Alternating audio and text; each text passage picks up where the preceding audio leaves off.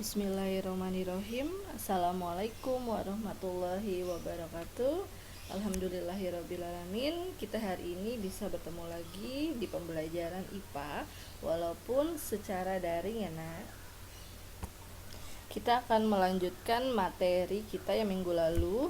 Kalau minggu lalu kita belajar tentang zat adiktif, hari ini kita masuk ke bab baru, yaitu mengenai sistem ekskresi pada manusia.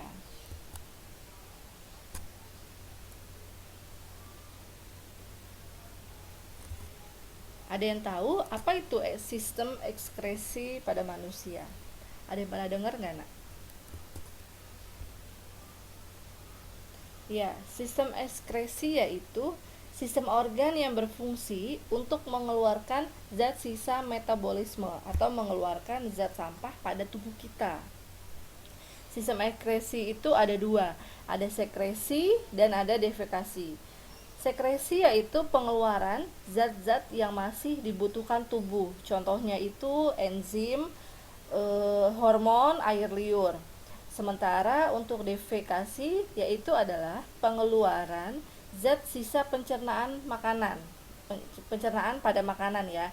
Yaitu contohnya adalah feses. Jadi BAB itu bukan termasuk sekresi ya, tapi defekasi. Oke,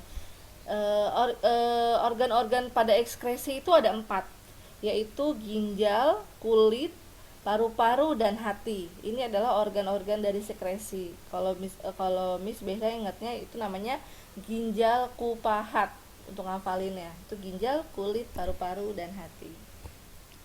Sekarang mari kita bahas satu persatu yuk organ-organ ekskresi berikut. Yang pertama adalah ginjal. Ginjal kita memiliki sepasang ginjal di rongga perut di bagian pinggang yang berfungsi untuk yaitu menyaring darah, menjaga tekanan osmosis darah, menjaga pH darah, dan menghasilkan urin. Ini bagian-bagiannya. Ginjal ini memiliki bagian-bagian ya seperti korteks, medula, nefron, renal piramid juga. Nah, di bagian korteks ini terdapat jutaan nefron atau unit penyaring yang akan menghasilkan urin. Ya. Ini dia, sekarang kita masuk ke tahapan pembentukan urin, yaitu ada filtrasi, reabsorpsi, dan augmentasi. Proses pembentukan urin yang pertama yaitu adalah filtrasi. Filtrasi ini adalah penyaringan darah dari protein dan sel-sel darah. Protein dan sel-sel darah ini tidak boleh keluar bersama urin ya. Proses ini terjadinya di glomerulus. Nah, yang dihasilkan ini adalah urin primer. Kemudian urin primer ini masuk ke tahap kedua, yaitu reabsorpsi ya. Reabsorpsi ini adalah penyerapan kembali glukosa dan asam amino. Proses reabsorpsi ini terjadi di tubulus convolvulus proximal, dan urin yang dihasilkan adalah urin sekunder. Kemudian urin sekunder ini masuk lagi ke tahap ketiga, tahap terakhir, yaitu augmentasi, yaitu adalah pengeluaran urea atau pengeluaran zat-zat sisa yang tidak dibutuhkan lagi oleh tubuh ya, seperti urea, amonia, kreatin, garam, vitamin, dan racun. Jadi kalau misalkan rokok, misalnya orang yang ngerokok atau misalnya orang habis minum obat, itu dikeluarkannya di proses ini ya. Ini kan karena itu mengandung racun dan zat-zat yang tidak terpakai lagi. Proses ini terjadinya di tubulus convolute distal. Nah, ini adalah yang dihasilkan adalah urin sesungguhnya. Oke, bagian sistem ekskresi yang kedua adalah kulit. Kulit ini mengandung lapisan-lapisan ya nak. Itu ada epidermis, ada dermis, ada jaringan ikat bawah kulit. Kita bahas satu persatu ya. Yang pertama itu epidermis. Epidermis ini memiliki dua lapisan, yaitu ada lapisan tanduk dan lapisan malpighi. Lapisan tanduk ini adalah lapisan terluar dari epidermis, tersusun atas sel-sel kulit mati yang selalu mengelupas. Sementara lapisan LPG adalah lapisan yang terletak di bagian bawah lapisan tanduk. tersusun atas sel-sel yang selalu membelah dan sel-sel berpigmen. Lalu yang kedua yang tengah-tengah tadi itu adalah dermis ya. Dermis ini mengandung kelenjar keringat yang berfungsi untuk menghasilkan keringat yang bermuara pada pori-pori kulit. Kemudian ada kelenjar minyak, yaitu menghasilkan minyak agar rambut tetap lembab. Dan yang ketiga itu pembuluh darah. Di sini pembuluh darah itu mengalirkan darah ke semua sel-sel. Yang terakhir adalah ujung-ujung saraf. Saraf penerima rangsang panas, dingin, nyeri, sentuhan, dan tekanan.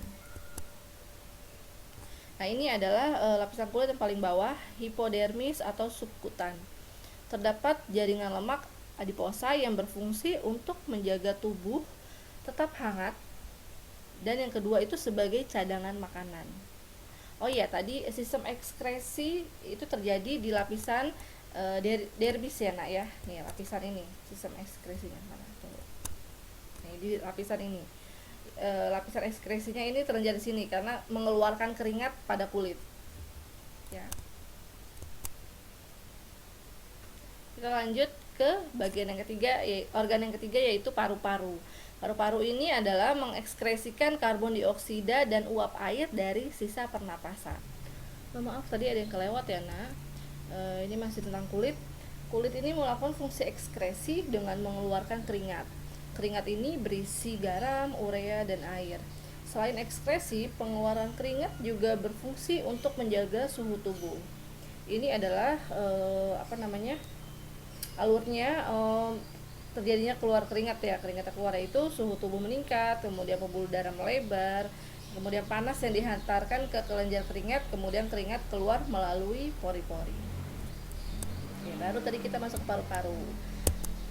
Kita tahu ya, paru-paru itu berfungsi sebagai alat pernafasan pada manusia. Itu fungsinya untuk menghirup oksigen yang dibutuhkan untuk menghasilkan energi. Reaksi pembentukan energi tersebut melepaskan zat sisa, yaitu karbon dioksida dan H2O atau uap air. Glukosa ditambah dengan O2 atau oksigen itu menghasilkan CO2, karbon dioksida, dan H2O itu uap air plus energi. Jadi karbon dioksida dan uap airnya ini dikeluarkan melalui paru-paru ya, pernapasan, sementara energinya kita gunakan untuk menjalani kegiatan ya, untuk berenergi. Kemudian yang keempat ini adalah hati ya, struktur hati. Hati ini adalah kelenjar terbesar dalam tubuh manusia yang memiliki fungsi, yaitu yang pertama adalah penawar racun, yang kedua merombak sel darah merah, yang ketiga adalah merombak protein, yang keempat menyimpan gula dalam bentuk glikogen, dan kelima adalah merubah provitamin A menjadi vitamin A. Nah, pada sekresi pada hati ini terjadi di nomor 2 dan nomor 3 ya, pada sel darah merah dan merombak protein. Sel darah merah yang sudah tua akan diuraikan sehingga menghasilkan getah empedu. Ini adalah urutannya: eritrosit, hemoglobin. Jadi eritrosit ini dipecah menjadi hemoglobin, hemoglobinnya dipecah menjadi bilirubin, kemudian bilirubin ini dipecah menjadi dua, ada urobilin dan sterkobilin. Nah, urobilin ini adalah pewarna urin yang menghasilkan pewarna urin ya. Sterkobilin ini adalah pewarna feses. Jadi apapun makanan dan minumannya, warna urin ya akan tetap warnanya kuning, berwarna kuning. Apapun makanan yang kita makan, feses kita ya akan berwarna kuning kecoklatan seperti itu. Nah, ini adalah gangguan-gangguan pada sistem ekskresi. Kita tahu ya penyakit-penyakit yang sering kita dengar nih. Ini ada batu ginjal, ada nefritis, ada albuminuria, ada poliuria dan hematuria.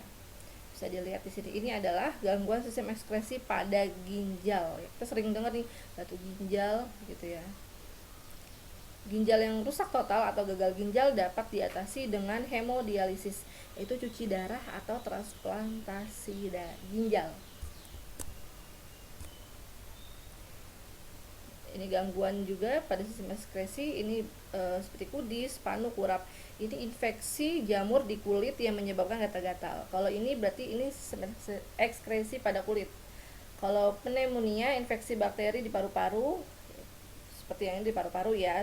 TBC ada sirosis juga, TBC di paru-paru, sirosis ini pembekakan hati, pastinya di hati, dan hepatitis itu infeksi virus hepatitis di hati. Jadi kalau penyakit hati ini ya ini nah, sirosis, hepatitis, bukan sakit hati ya, itu beda. Lanjut. Oke. Ini adalah cara-cara untuk menjaga organ ekskresi kita agar tetap sehat. Yaitu yang pertama adalah tidak menahan buang air kecil, ya. Pokoknya langsung keluarkan, langsung kamar mandi, jangan menahan-nahan. Efeknya nanti yaitu seperti batu ginjal dan gagal ginjal. Yang kedua itu banyak minum air putih. Yang ketiga menjaga selalu kebersihan kulit. Yang keempat menjaga ventilasi udara. Yang kelima yaitu adalah rutin berolahraga. Yang keenam menjaga pola istirahat, dan yang ketujuh adalah makanan bergizi. Oke. Alhamdulillahirabbil alamin. Pembelajaran IPA kita hari ini mengenai sistem ekskresi sudah selesai. Semoga ilmu yang Miss berikan bisa bermanfaat hari ini. Dan jangan lupa untuk selalu semangat dalam belajar, jangan tinggalin sholat, dan jangan tinggalin tilawah ya. Terima kasih. Wassalamualaikum warahmatullahi wabarakatuh.